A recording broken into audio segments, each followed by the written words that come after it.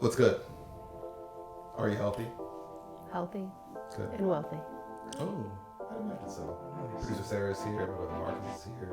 We're going to just jump right into introductions. For the people at home, you already know. Sarah, SJ Copeland. Mm-hmm. I'm talking entrepreneur. I'm talking about mother. I'm talking about ground worker. I'm talking about entertainment, sports, management, What don't I do? representation. Like social media, like marketing, like literally kind of. UG producer. Yeah, exactly. Like she literally does it all. And as our esteemed producer, we just love you so much. Thank you. And then on her side, I don't know if they're gonna go left or the right. I really don't know by the time that it's done. So next to her, Aurelius. Stop with the bud in your eyes. Stop. I'm trying to get a nice introduction. I'm trying to do things the proper way, and you get weird on me already. Bro. Be you, Marcus. Be you. No, don't be you. No, Yes. that was him. So, you know when you do you? Yeah, don't do that today. Act completely different. No, my man Aurelius, international DJ, producer. You can also like write really dope songs as well. You can, writer, creator, but nothing else. Stop! No, people can get very few things. The band camp is popping. He also made the song. If you listen to my other podcast on the Brink, he made the theme music for that. So I'm just saying, maybe we'll get a beat for UG. In the near future. You know what I'm saying? Yeah. Send your rates. Once again, we'll do this all about equity here. It's easy. And one of my best friends, super dope person, and we are here today with our holiday special. Yeah. We didn't even introduce ourselves. Not at all. We've been failing to do that most times. So I'm Malcolm Alexander. I'm right. Thanks to everyone listening, watching, of course, on YouTube. Make sure to do all the buttons and do all the things. Cuffing season, aka Patterns, a series on love. Working title, as per usual. Talking everything love, man. Talking everything connection. And I want to actually ask both of you, I think we have conversations about this off air, just like host to producer. We just talk about it as boys. I want to start off with, what is intimacy to you? That's a tough question. Loaded question, right? This is what we're starting with? Yeah. Starting. No segue.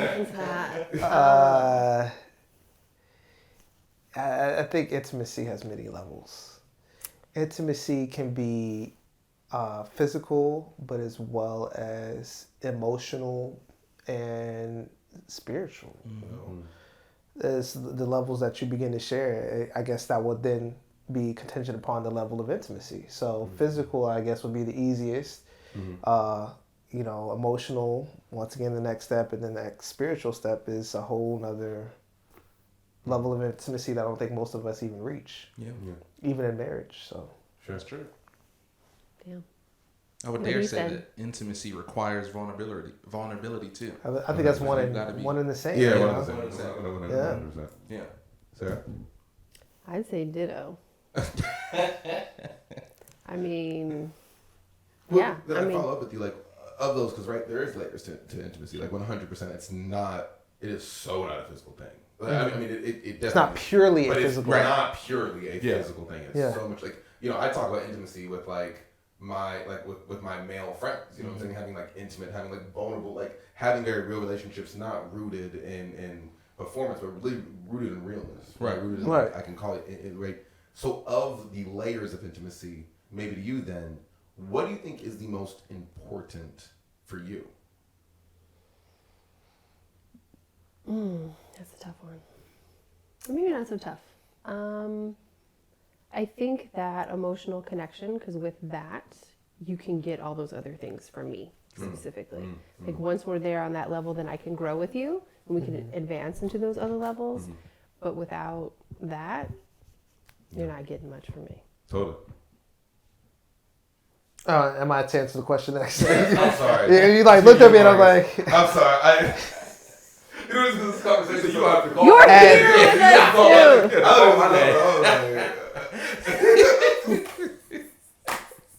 It's not my cue. We're trying to have a serious conversation. So 3, 2, 1. And of the levels, right? Because there are layers to it. Like, I mean, what is honestly, most like, I think they're all equally important. Especially someone, I'm not a serial dater. So when I'm able to share that with someone, like, yeah, I test the waters to see what levels I can share. And sometimes I get a little bit more emotional intimacy. Sometimes it's purely physical. But once again, I've yet to reach that level of just all around. Like, I know I can come to you, one of my conversations that I have with the greater being in the sky, as well as when I feel like I'm not at my best or when I'm at my best. I think that's something we also fail to realize. Like, the successes that we have sometimes are really like good to us or like a gem to us. No pun intended. And you want to be able to share that success with someone, and I feel like that's a level of interesting, like being able to go home and like, yay, babe, be proud with me, be excited with me, you know. And having somebody who reciprocates that. Exactly. Because I don't think you can have that without that other person meeting you at that level. Right. Partnership. Yeah. You know, we're a lot in this series, if you will, or in this like chapter of Unfiltered Gems, we've been talking a lot about love languages, but in the context of giving versus receiving. 100%. Because it's a two-way street with love languages, right? You might want to give one thing, but you rather receive the other, and there's the duality that we've been creating with this series. For maybe what it might be from cis hetero female perspective and cis hetero male perspective in your two contexts, and I wanted to maybe know a little bit about your love languages and what you might like to give versus what you like to receive.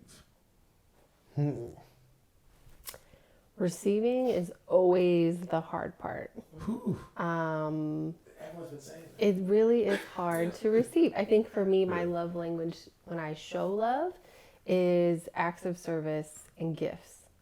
Whether it's a bag of peanuts, you know, whatever, like, oh, are you hungry?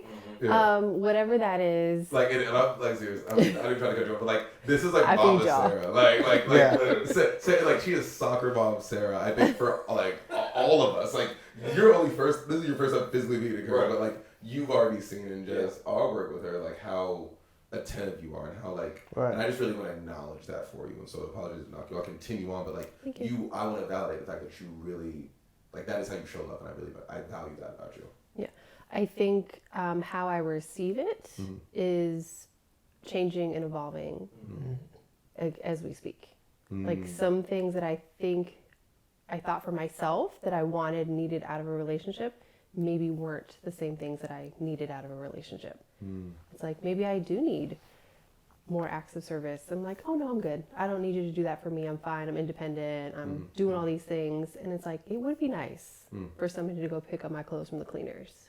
Or, hey, I'm going to the grocery store. Can you pick this up for me? I'm like, actually, yeah, I do need some eggs for your omelet in the morning. Can you pick those up on your way home? Like those types of things that I think I push to the side, I may need to incorporate more in what I communicate to others about what I need out of that. So thank you for sharing that. Like, just even that very real space. I like that. And Marcus, calling on you.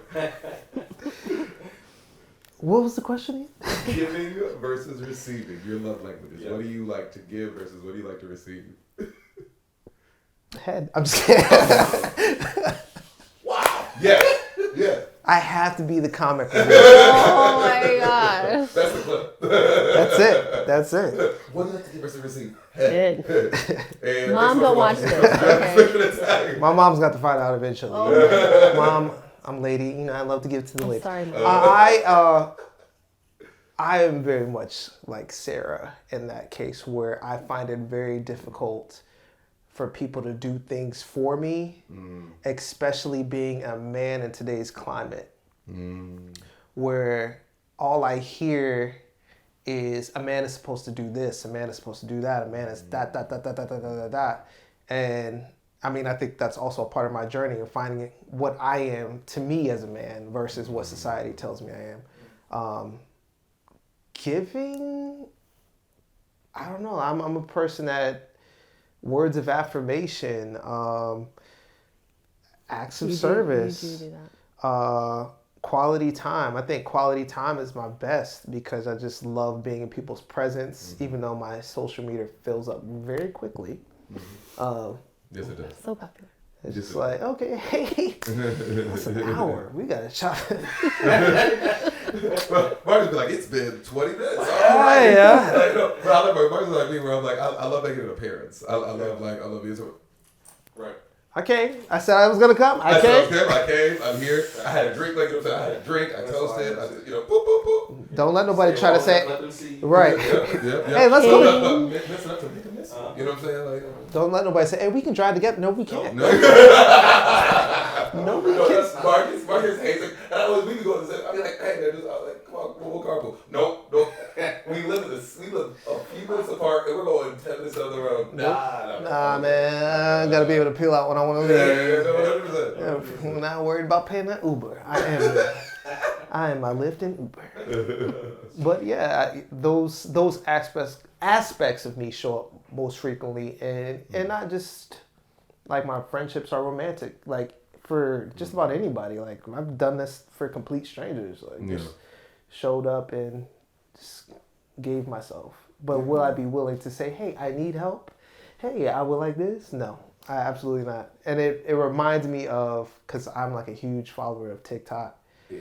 And I see somebody poses the question of like, when you're at your lowest, who do you go to? And like, it resonates with me so much because I don't go to anyone for anything. And I think coming into my own manhood, that's been the hardest part for me, is learning how to ask for help when I actually really needed it. Yeah. And I think the point that you made too about today's climate, like when we are women and it's like, woman, hear me roar. I'm independent. I can do all these things. I don't need you in my life. So giving you that space to say, this is how you need to show up for me and reciprocate that. I think we as women could do a better job in letting a man do those manly things and be that. Because I know for me, sometimes I don't allow that to happen. It's like, no, I'm okay. No, I was literally going to ask you, do you have something? Because I wanted to ask about today's climate. Yeah, well, just going off of that, I wanted to ask, because I hear a lot of men that say that, like, women are too independent. Like, I don't know what to do. They want me to do this. They don't want me to lead. Want me to be a man and stuff like that. So what are you seeing, or what are some of the challenges there why you feel like your men aren't stepping up to fulfill those roles? Or do you feel like as women are not letting them step into those roles? I think it's a little bit of both. I think sometimes we want somebody to just say, no, I have it. I got it. Exactly. But if we don't allow that in the space, I think sometimes we say that like, oh no, I got it. But I also need you to say, no, it's okay. I have it.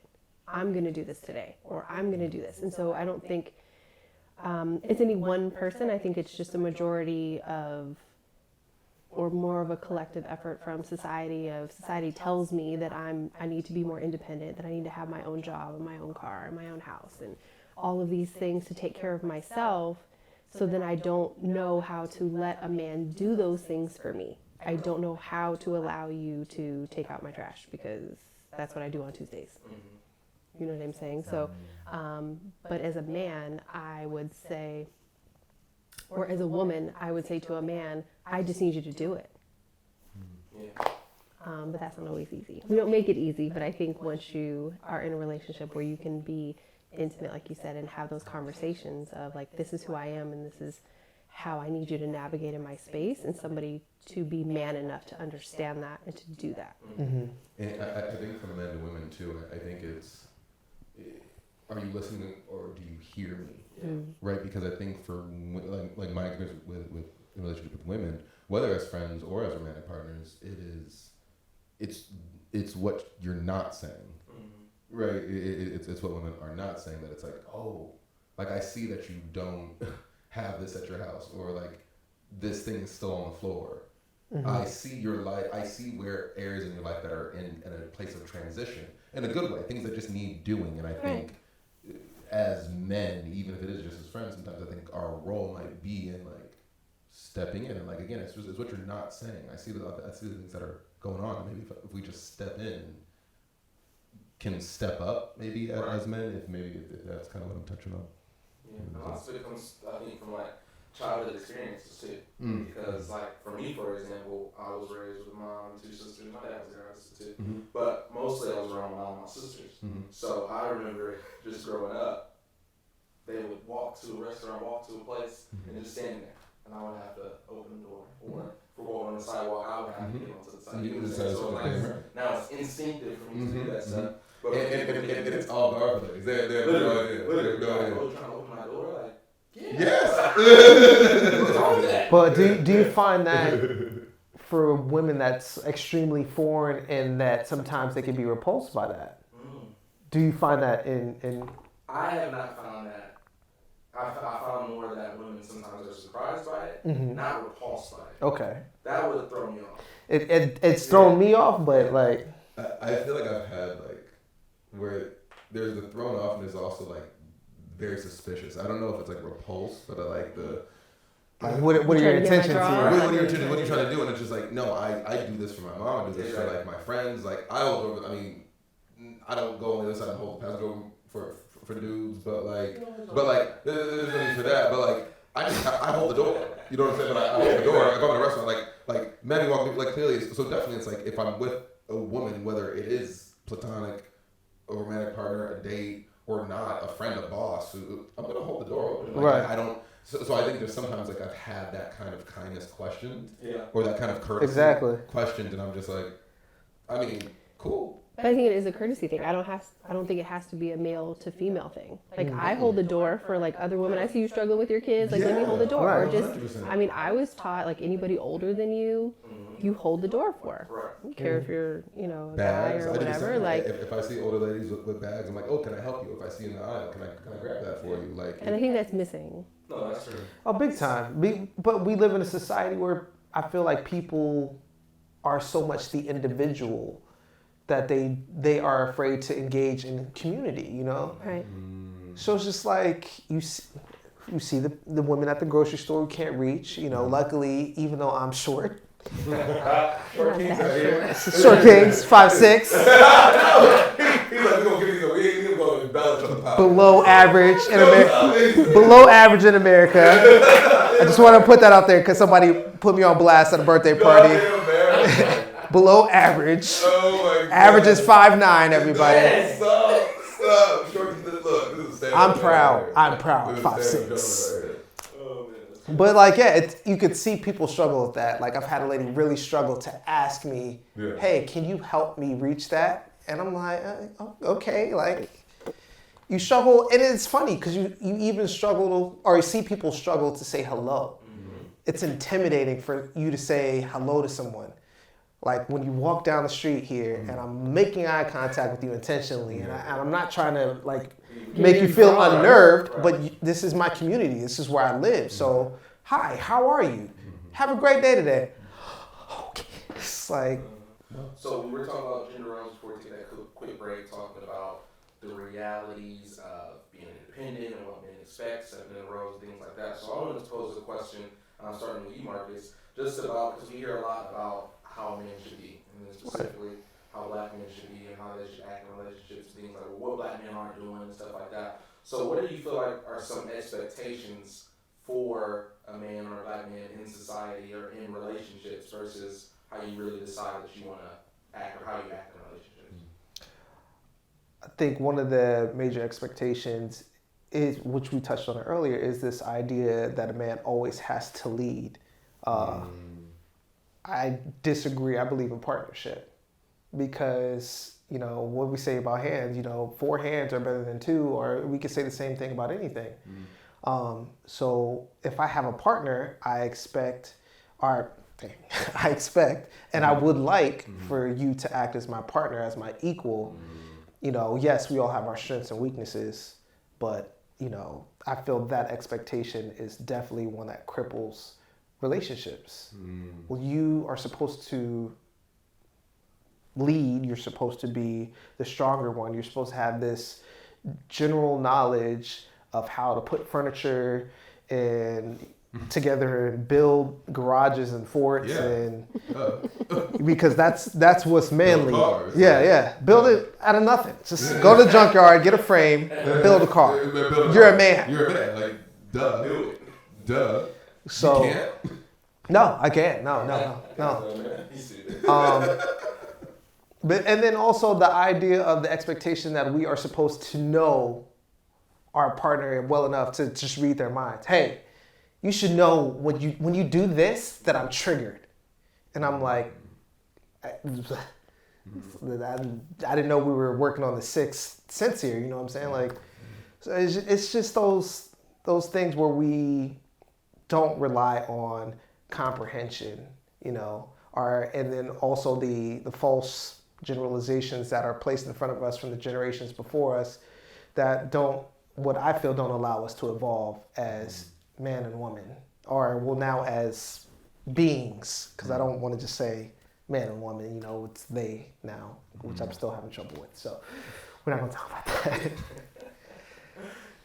that. Sarah, same question to you as far as from a woman's perspective, what do you think are these social expectations, these cultural expectations onto you and how you should show up as a woman versus how you actually want to show up and what you actually want out of yourself and out of her?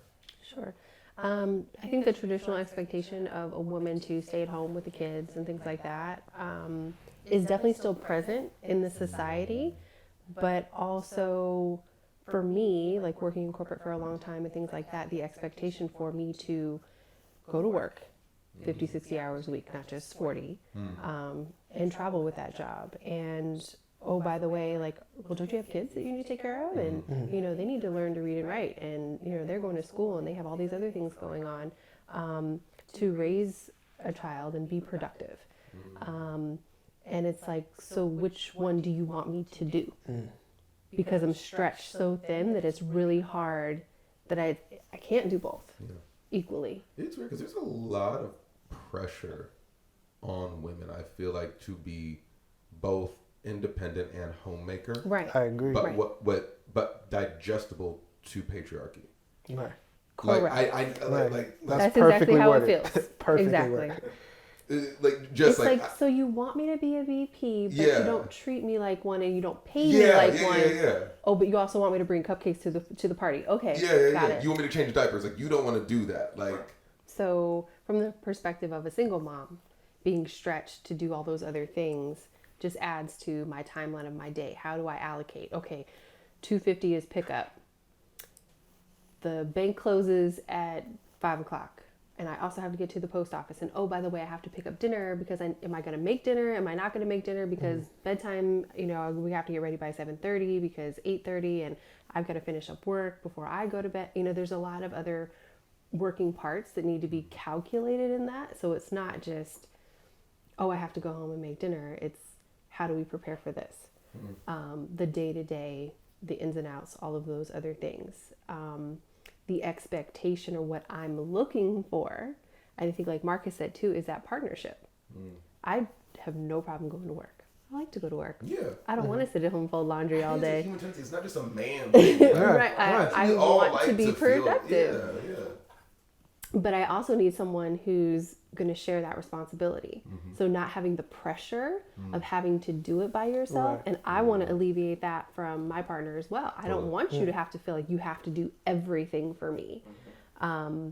So that shared responsibility, I think, is really important. If you make more money than me, like, yeah, you might pay, you know, the mortgage, and I'll take care of this other bill or whatever the case may be. And that's fine. But I think open communication about that ahead of time and what your expectations are is like here for me. Yeah. So true. Because Yeah. I've seen somebody talk about how communication is so big, especially when it comes to expectations. Yeah. Like what you expect out of somebody without communicating is so hard because, like you Right. said, we're not mind readers, and sometimes we have tendency to have expectations that are either realistic or unrealistic. But when we don't have those expectations met without communicating it, then we start to build a fence. Exactly. So we're putting something up, and then the longer it goes, we've got all these expectations that weren't met. Now it's a huge fence or a wall between us. Now we resent each other because we just haven't had communication. Right. Right. Like that's huge. But I think that goes something with communication is comprehension, because sometimes we can tell someone until we're blue in the face what we want and be very direct, and it's just they don't understand it. So if they don't understand what we need in this relationship, then how can we excel? How can we go further? But how do you, because I totally agree with that, but how do you, not teach, that isn't the right word, but how do you help someone understand how to comprehend your communication in a relationship? I think it depends on what it is too, right? Like if I'm not like is an example of I'm not good at paying bills on time, as an example, right? So my partner probably needs to be better about organization than I am, and I need to be able to communicate and say, hey, I'm really not 100% good at this. Sometimes I'm late. I don't mean to be late. I'm not trying to mess up our credit.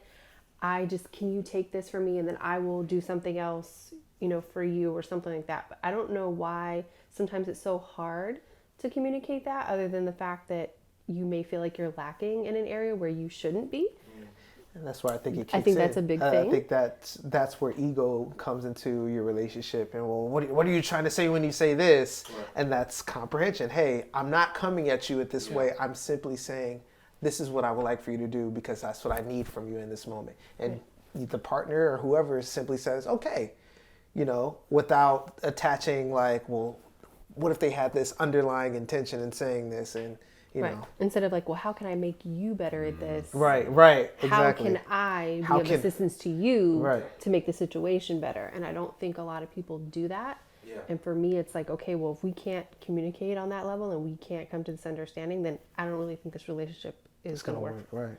I think a really good relationship is death, and not death in the morbid way, but death of your ego, death of your pride, death of your unrealistic expectations. Yeah, like you have to die to that stuff to have a successful partnership or relationships. Right. Yeah, because it's not solely about you, and I think it's like if you really believe in love, or if it's really real, then you would understand that it's not about you. It's about the we. It's about the us. So that's even going back to the love languages. Because I mentioned this on another episode in the series so far, is that when you talk about giving versus receiving love, you have to make sure that you're giving how that person receives it. Yeah, 100%. I may be really good at giving gifts, but my girl don't like gifts, so I need to learn how. So what does she like? That gift was like, oh, I bought you a house. You didn't buy. I don't want this. I didn't want I didn't want this, right? You know what I'm saying? Like I bought you a helicopter. Nigga, I didn't say I want a helicopter. It was like, I think the perfect. I want the house and the helicopter. It's okay. The perfect thing that the world got to see was Will and Jada. Oh. And I'm sorry, Will Smith. I'm sorry. No, break. Time out. Oh, I can't still talk about Will and Jada. Well, Stop talking Will and Jada. no, we did not leave off because I'm not talking about them. We are. Oh my gosh. We are talking about that. Let him talk. Oh, you want to talk about it? Yeah. I do want to talk about it. Okay. Share with us. Rude. How you gonna invite me on your podcast and not let me talk about the topic I want to talk about? I'm just kidding. You're a guest, Marcus. You're a guest. But no. I think my point was to that Will was doing things for his family, and she made it a point. She said, "We never asked for those things." That's all I want to get to on that topic. And it's just, I think that plays out in many relationships, like we touched on, like the fact that we as men do things sometimes not really understanding. All right, I don't want to just say men. That's pretty cisgender of me. That's incel of me. Oh my. No, but I feel like we as people do that, where we just do things without really getting the clearance from our partner, without really getting the comprehension that we need from our partner to say this is okay. Also, like a little bit of like consent, consent, yes. Like I actually want this. Yes. It's not what I'm not sure of, or what I think is right, or what you think maybe is right. But no, like actual consent is like, no, this is okay. This is what I want. Right. Thank you. Please do this. Right. Yeah, no, that's true. That's true. A question I did want to ask that me and Malcolm have had a lot of discussion about, and I've talked to other people about, is about knowing what you want in a relationship, right? Because all of us are dating. So when it comes to knowing what you want, me and Malcolm had this conversation about wanting 100% of your expectations or things that you want out of a partner, out of a relationship. And I was telling him, in my opinion, I don't think it's realistic to get 100% when you're looking for that person. So what is you guys' thoughts on that? Do you feel like it's realistic to get 100%, or they say the 80-20 rule? Like, what are your thoughts on that, or where are you on that? I mean, I think everybody should show up as themselves 100%. But my question is, Answering the question with a question. yes, I am. On my podcast. No, but as far as expectations, like, what do you mean by that? Like, the expectation is 100%. Are we saying to show up 100%, or like here are 100% of my expectations within a relationship, and you need to meet all of these things? Yeah. No, so we were saying, you can correct me if I'm wrong, about stuff that you want out of a partner. Like, I want my partner to be able to. Your checklist. Got it. Okay. Yeah, my checklist. Thank you. Yes. My checklist. So do you feel like that? You feel like meeting 100% of your checklist is realistic, or are you cool if she's got 8 of the 10 things or whatever? I think that depends on the person itself. Like, how are you showing up in your own life? And if you're 100% for yourself, then yes. A bar. Yeah. Well, no, with that list though, deciding on that list, like, what are my non-negotiables? Yep. Right. So if you have 10 non-negotiables, what are they? And then I do think that you have to find somebody who is on the same page with you about those non-negotiables. Religion, politics, like all of those major things that are going to cause so much issue in a relationship, whether people say, oh no, my boyfriend's this and I'm that, and it's okay, like we worked it out. No, bitch, it isn't worked out. Like, it's going to be an issue somewhere down the line. I think you need to really hold true to whatever those expectations are. Do sometimes they change? Yeah. Sure. I think the other non-negotiable things, but you want out of a relationship or expectations, I think sometimes you grow into. Like me just meeting somebody and saying like, hey, you've got like, 8 out of the 10 things. Those 2 things, is that something that we can work on together? Is that something that we can build together? And in a few years, like, our relationship will be a 10? I mean, because you look at a lot of, for me, older couples, like, how did you get there? Like Russ and Sierra. If there's a Russell out there, let me know. But it's like, Hey, no, look, prayer works. Right? Sierra's not prayer. Russell. I'm just saying a person prayer, like baby. Russell. Sierra's prayer, don't know the Lord's prayer. Shut up. Sick of Sierra's prayer. Go ahead, sir. Sierra's prayer, don't know the Lord's prayer. Be quiet. No, Sierra's prayer, not the Lord's prayer. What? I'm just saying. No, I think ultimately you want somebody who is going to meet those expectations. I think you need somebody who's going to meet those expectations for you. 100%. Absolutely. It's just a matter of how they do that and when they do that. The non-negotiables, absolutely up front. And then the other stuff we can figure out. And if we can't figure it out, then we just have to say goodbye. I think holding on to something that isn't for you, and we see a lot of that just in boards and conversations, even with us. It's like, why are you in a relationship that doesn't meet all of your expectations? It's not serving you. It's not serving you.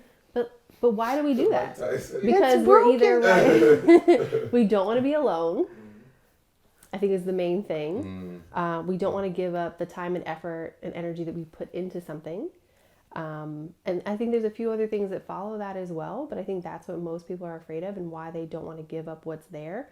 But I think once, just from experience, like once you move on from that and once you see somebody else who's willing to give you something that you didn't think that you were going to be able to have out of that other person, you're like, oh wow, I really didn't need to be with that person.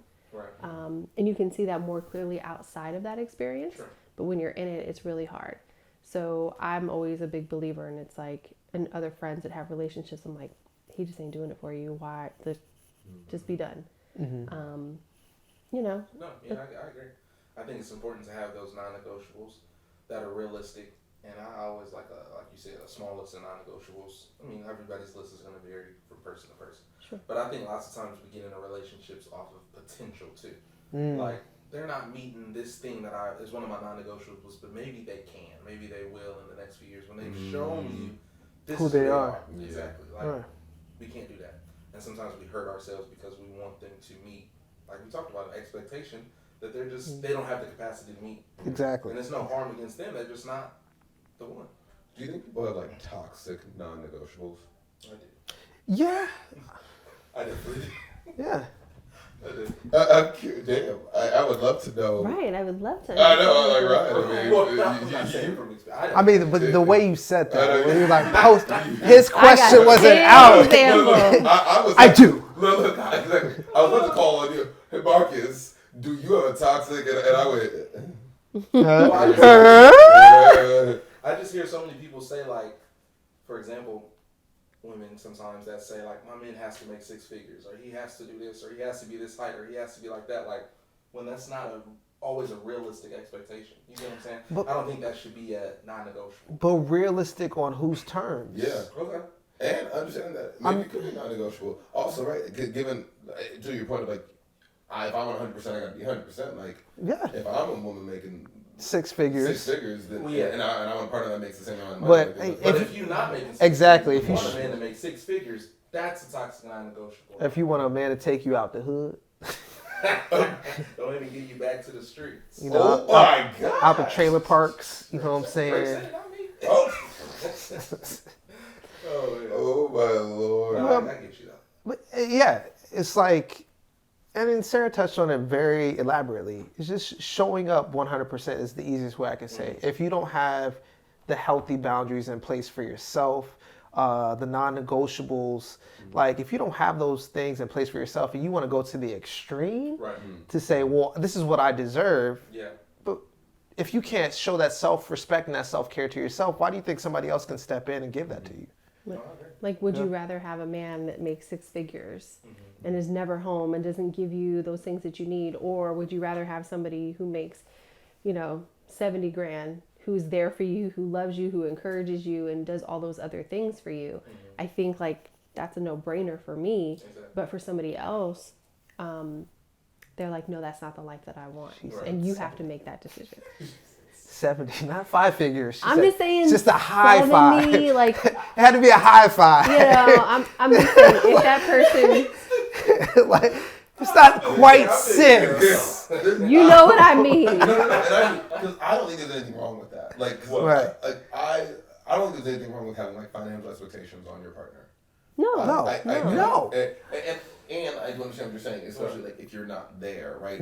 I'm saying I think I want an equal. So it's like if I'm making closer to six or from closer to five, whatever it is, like, you know what I'm saying. If I'm making a certain amount of money, I want someone that can match that in an equitable place, because I think equity and wealth is a mindset more than it's also like the money that you have. Are you saving? Yeah, are you saving? Are you spending the same type of like way? The financial literacy. I think it also comes with the same financial literacy level. So, I don't think financial expectations are wrong when it's like my financial expectations are like financial expectations and financial literacy and wealth and saving and investing and just like, is your money making money? And also like, but two, I think financial expectations, like I also want someone who's like hustling, because like I hustle, you know what I'm saying? So Exactly. like, So you're meeting that expectation for yourself, Yes, and you're not 100%. demanding that from somebody else. No. That's something Yeah. you're doing in your life. So that's Yeah. how you show up 100% for yourself. Yeah. And you would like that 100% to be replicated outside of yourself. 10,000. So I think the toxic non-negotiable is something that you want, but you're not doing. Doing exactly. Yeah. Oh, I like Very that. true. That sums it up. Well, we talked about that earlier, that people sometimes want what they repel. I want somebody who makes 100,000, but I'm not giving my money. I spend everything that I can. Right. They don't want you. Yeah. Right. So you're all like, you're 100%. 100%. Yeah. Right. So, And like, if you have your own business, or if you're starting something, is that person helping you obtain those goals that you have? ooh, okay, we got to touch here. Isn't your partner's like, okay, and there's layers to this. So I mean, I want to ask a very pointed question, but I'm seeing a lot of this, even when it pertains to like friend relationships, a lot of these memes of like this expectation that like, if you're my friend, then it's like, there's this expectation of like, I gotta help you eat, or I gotta help you hunt, I gotta help you like get your money and get your grind. So I want to be careful with this question, because it's like, I do believe that, as friends, we're naturally going to support one another in a way, right? We've been talking, real friends, like we've been talking about giving and receiving, right? Sure. Intimate relationships, sure, dating 100%. So definitely, I'm talking about as partners, but like even just as friends, you cultivate people around you over time that your relationship is bent on giving and receiving, and you know, you guys have love languages, and you know, like how we support each other, bro, is like fucking amazing. You know what I'm saying? How we support each other, bro, is like fucking amazing. How we support each other, sis, is fucking amazing, right? To the people around here, like, you know what I'm saying? Like, there's just this, we've cultivated a way to be there for each other. But I'm seeing a lot of this social expectation of, yeah, man, my real friends, like my friends aren't helping me. Like they're supposed to help me get to where I want to be. Mm-hmm. And I'm seeing like this narrative of like I don't know if you. That's an immaturity, I think, on that person's part. You know what I'm saying? Like I want to be careful with the question, but like I'm just seeing all these memes about like it's a false false expectation for them or for this, you know, hypothetical person to pull them up while you're going up. Yeah. And the young kid in that I'm gonna butcher my man's name because I can never say his name. Toby, and Fat. Toby and Fat. Oh, yeah. Yes, I can't. I'm sorry. Yes, thank you. Thank you for saying that for me. No problem. And the kid asked him that, and he says to the kid, "Hey, you can't take everybody with you. Yeah. Not everybody is going to work for that space, the same space you work for." So it's just like, I think that same rule applies no matter on what level you are. You can have the extreme success, or even if you have what you define as success in your personal life, you can't have the same friends that you had back then where you are now, because they may not be deserving of the space that you are in now. So yeah, I thank you for clarifying that, because that is how I feel, right? I do not think, like, I don't have the expectations on my friends to support me in any way outside of what I might ask for, right? A lot of you talk about narratives, like a lot of us don't know how to receive, because I don't think a lot of the world actually asks, but yet we'll sit back and expect the world to give, and it gets all realistic, and so it's like I'm seeing this, you know, these words and this narrative around on Instagram and on Twitter of like, you're supposed to help me get to the top. You're supposed to help me. If you're my friend, and if you're not, you know, pouring into me, and if you're not supporting me and all that kind of stuff, and like, then we can't be friends. And it's I don't like that narrative of like this victim ideology of looking at friendship or relationships as transactional, as conditional. Right? As in like, we're only friends if you're helping me do what I gotta do. Right. And I just don't think it's realistic. Like, I think friendship and real relationships are built on the intimacy of like listening to what people are and hearing what they're not saying, right? And just choosing to show up for you no matter what. Right. Not because you support me or come to my events. Or conditional. Conditional. Like I think people are attaching, I'm seeing people attaching so many conditions and to relationships and making so many relationships transactional without even realizing the expectations they're putting on people. So like, oh, yeah, clearly you're not a friend because you're not doing X, Y, and Z. Mm-hmm. And it's like, or in a relationship especially, right? But I think it's more like, I mean, friendship is a little bit different, I feel like, than a relationship. Friendships, they're going to come and go. There's not a lot of investment into that. Like, we've been friends for what? 20 years, a long time. We've been friends for a long time, but we had a huge gap in between. Oh, God. The drama. No, it wasn't that. It wasn't my friend for a long time. Wow. No, it wasn't that. It was because she moved away. We went to high school together. We were real cool, and then she moved away, and then we both found out as adults that we were both living here in LA, and that we reconnected. So So our level of friendship is a little bit different than somebody I just met off the street. It's like, oh, you have an Instagram? Let me help you out. Let me follow you. Let me do something like that to you. I think people respecting that type of friendship boundary as well is like, we're friends, but you know, are you going to give me your couch to sleep on when I can't pay my rent? Yeah. Like, what kind of friend are you? So when you're in a intimate relationship with someone, a full-on boyfriend-girlfriend relationship, it's like, if you know I'm building a business, I want to be a pool man. That's my idea of whatever that is. Then, like, are you helping me with my billing? Like, can you help me with those things? If you can't, like, do you know somebody that maybe can? Like, maybe you know how to do taxes or set up a business or things like that. Like, are you supportive in those ways that can help both of us? Because if you can take that off of my plate, and now I can do more pulls and bring in more money, which kind of helps the situation. So I think just you deciding on what you need out of that relationship and setting those expectations, again, like very early on, and saying like, this is what I'm looking for, this is what I need, this is what I want out of a relationship, and following up with that versus just like... Getting abundantly clear on it. That's what I was going to ask. Is that something that you communicate in your relationships? Or is that something that you just wait to see how they operate in it? Like, for the pool man scenario. Like, do I ask, are you asking them, can you help me with blah, blah, blah? Or do you see what they're good at, how they can help you, blah, blah, blah? I want to see character. I want to see what you're willing and able to do. And if you're, and you know what, I may not be that person for you. And that's okay. I'm not saying there's anything wrong with that, but that shows me what I want and my need and where it fits my expectations.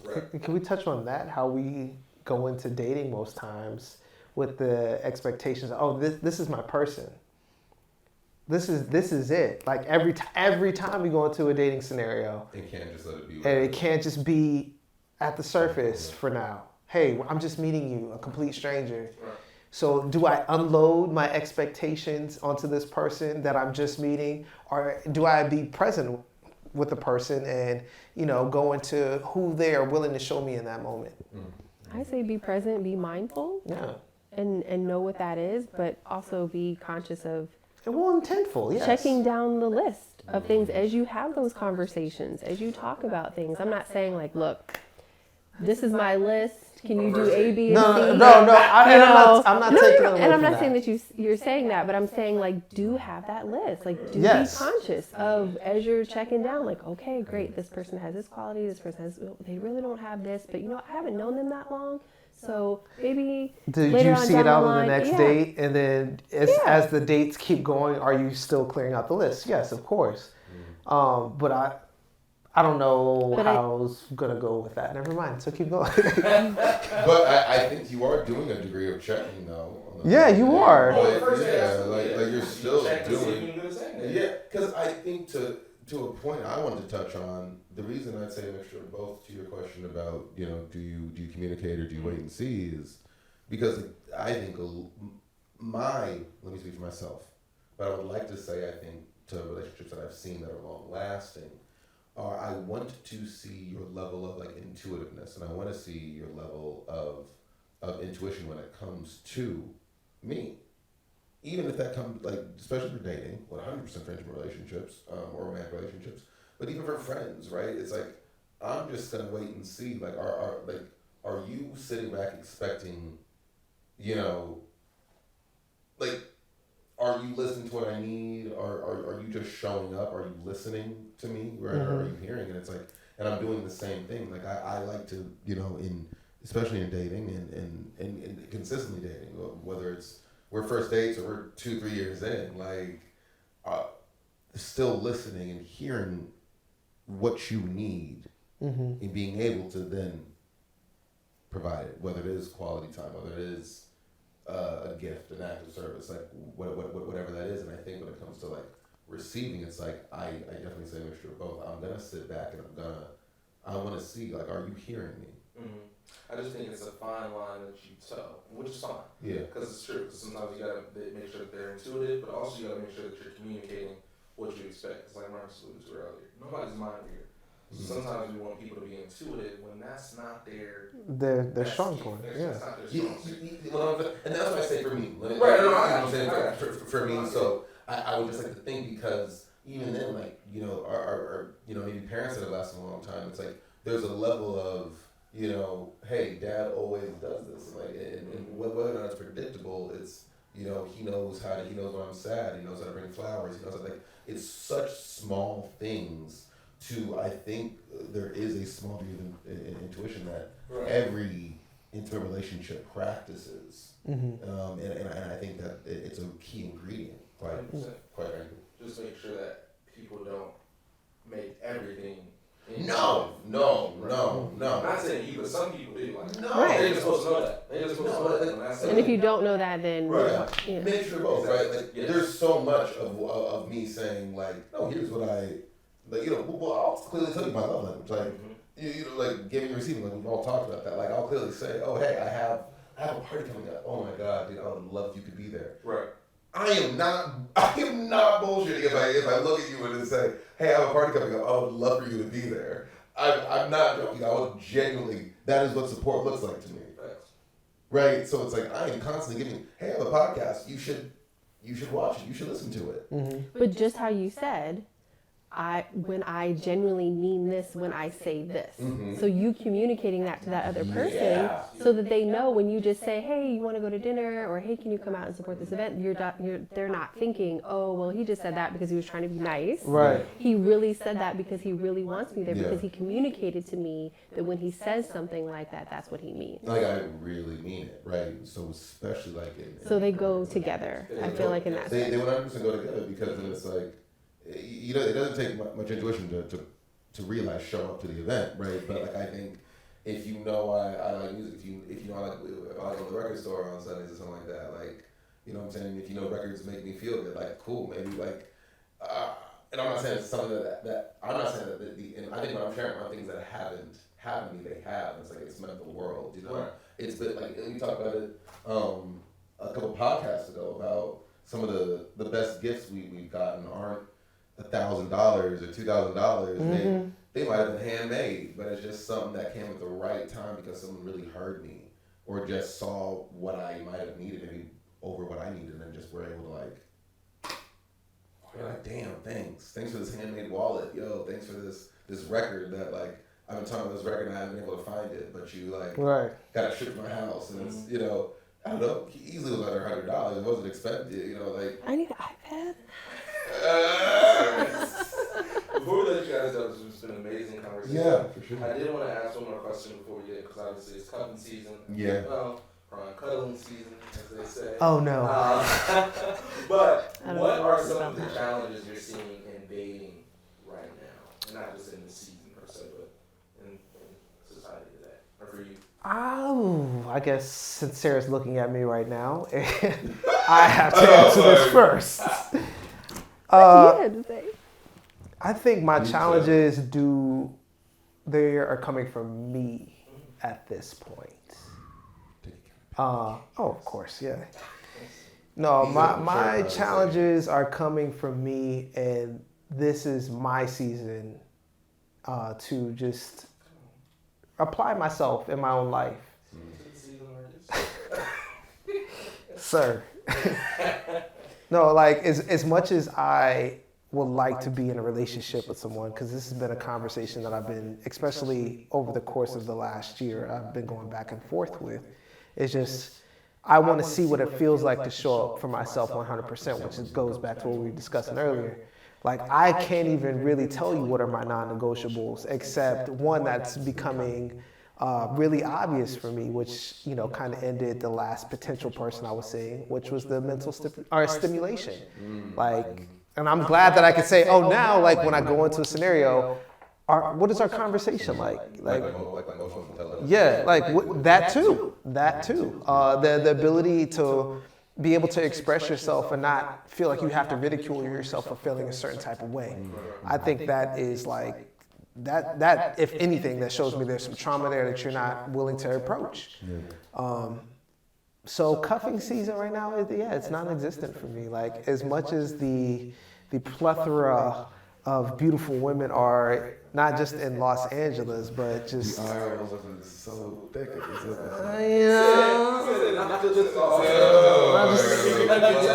Listen, like I went to Houston. I went to Houston recently.